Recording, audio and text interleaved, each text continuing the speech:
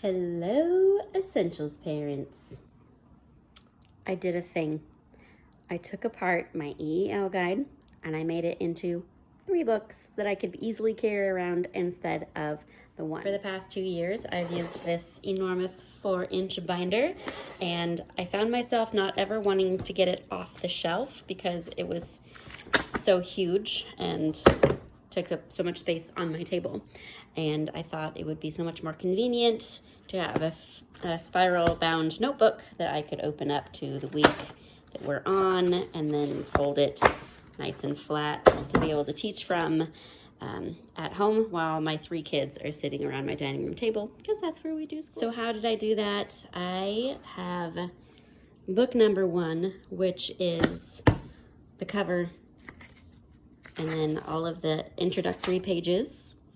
And then I have the itinerary somewhere in here and the editing exercises, because I wanted those to be all together instead of divided up in the weeks. So if I wanted to get them out, I could get out any of them.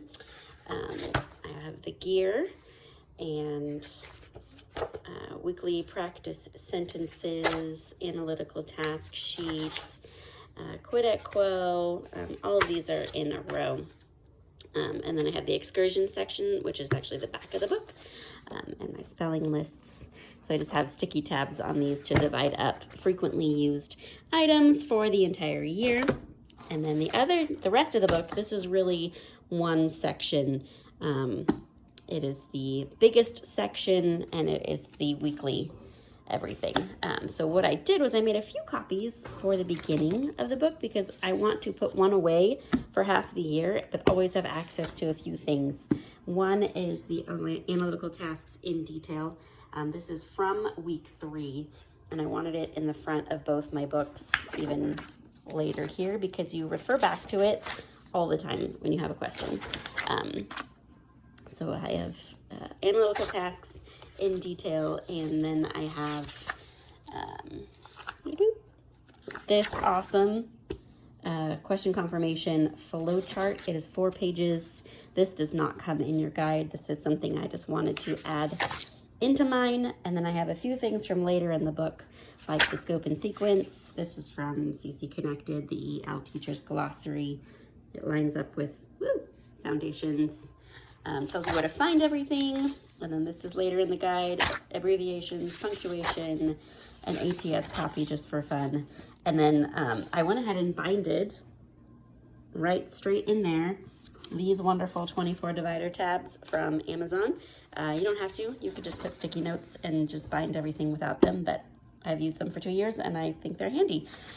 So after this is just the weeks, except that I removed those editing sheets, which are in here. So I took them out of each week. There's 24 of them. Second semester is exactly the same. So here's your list of things to copy. For book 1, use the cover. Use pages 1 through 18, which are the introductory pages. Use pages 19 through 26, which is your itinerary.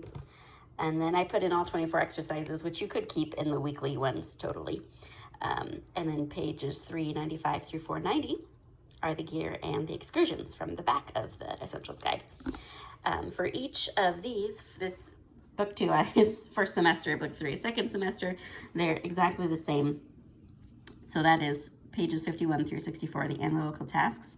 This part is not in book 1 because it's part of week 3. So if you make 1 copy of this section, you can put it in both of them. A question confirmation flowchart you can find on CC Connected, and I made 2 prints of that to attach. Pages 20, scope and sequence, you'll need to make 2 copies because that is up here. So if you make 2 copies, put your original in here, and then put your 2 copies in there if you want that to be handy. The EEL Teacher's Glossary is from CC Connected. So if you want that, make 2 printouts to add. And then pages 396 through 397 is the glossary and charts. Those are up here in part 3, the gear. So you'll need 2 copies of those pages. I guess that's just 1 page back, front and back, for both of them if you want that in there. And then I also included punctuation and capitalization rules from page 459. that is up here. So if you want that one in book 2 and book 3 for easy access, you'll want to do 2 copies of those. And then the same with the analytical task sheet. And then after that front section, which is just in both of them, I have my first divider tab. Obviously it's going to be week 1 and week 13, and then it's just the rest of the book in there. So you'll want to make 2 copies of the cover. I did mine color on cardstock so that I could have it in the front of both of these. I still have this clear cover on it to protect it, and you could obviously do whatever cover you wanted or black and white to save money.